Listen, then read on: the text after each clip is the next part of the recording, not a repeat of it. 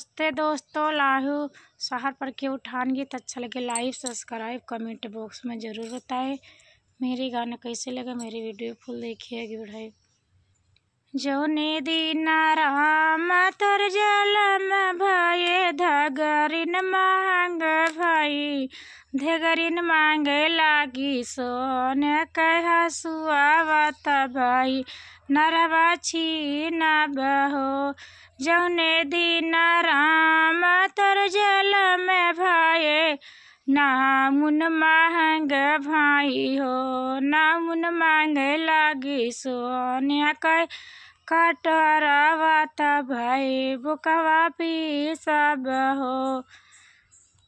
जौने दिन राम तोर जलम भये ननदी मांगे भाई हो, ननदी मांगे लागी सोने कह कंगनवात भाई, कजरा दे बाई हो।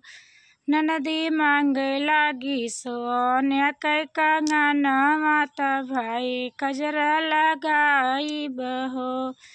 जौने दिन राम तोर जलम भये जेठनी मांगे भाई हो, जेठनी मांगे लागी सोने कह हरवा तब भाई, पिपली पी सब हो।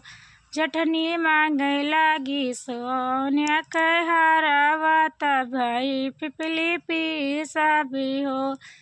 जौने दिन राम तोर जलम भये